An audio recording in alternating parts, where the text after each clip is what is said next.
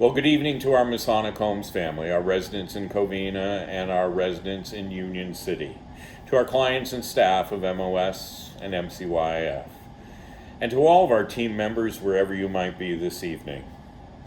Well, today I have to deliver a message that I'd hoped I would never have to deliver, and that is that we have now 2 staff members who have tested positive. So as you know, we began testing several weeks ago. We began in Lorber. We continued to test in Lorber and have now expanded into Acacia Creek and into Covina and into the independent and assisted living in Union City as well. As of tonight, we have tested 1,181 residents and staff. 762 have come back as negative. We've had now 1 positive from the testing we have done, and we have been informed by one other employee that they had a test done at Kaiser, and that one has come back as positive. So we have 2 of our employees that we have identified as being COVID-19 positive. Let me begin with the employee, the staff member, that team member that we tested here, and that test was done on the 7th. So it took 9 days to get the test results, and as you know, this is becoming a bit of a problem for everyone in this country in getting test results back. But during those 9 days, he worked on the 8th, the 9th, the 10th, and the 11th on the 4th floor of Lorber. And so the 11th was the last day that any of our residents there may have been exposed, and so some time has gone by, but not enough to be able to determine that all of our residents and all of their fellow staff will get through that 14-day period. And so we today, of course, retested everyone on the 4th floor to make sure that they are all still negative. Now, no one has exhibited any symptoms of COVID-19, and that's very good news. But our thoughts and prayers are with this member of our team and his family.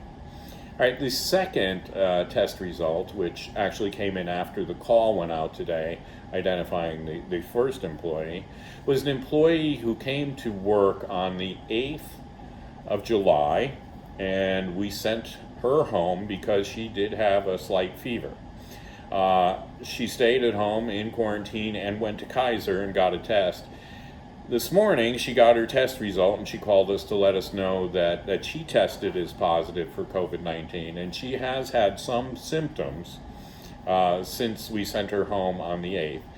Her last day of work was the 7th of July, which means we are now 10 days beyond her last date on the campus. And so not one of our staff members in Traditions or residents in Traditions has shown any signs or symptoms. And so 10 days we've gotten through. That's a pretty good number of days for not having anyone show any signs or symptoms. So, as I said, I mean, there's a lot of community spread and exposure. Now is the time for us to be incredibly vigilant, to wear our masks, to maintain our social distance, right? Make sure we're washing our hands. And so it's really up to all of us to make sure that we're doing all those things that will keep not only us safe, but to keep our staff, our employees safe, and to keep your fellow residents safe as well. And to our employees, I know this is a very difficult time. It's an incredibly difficult time because of the amount of the community spread that's going on right now. And so I urge you also, and urge that you and your families stay safe, that you maintain that social distance, wash your hands, but please wear your masks. You're going to save a number of lives by making sure that you're part of those who don't allow the spread to continue. So I urge you to wear your mask. Wear your mask when it's required. Wear your mask in public. All right, so that is basically all the news I have for today. Unfortunately, because we've had a positive case, we've had to postpone visits, and we will need to do that probably for the next 14 days until our negative results are back. I am sorry about that. I know the visits were going well, and I know many of you were looking forward to visits on the Union City campus.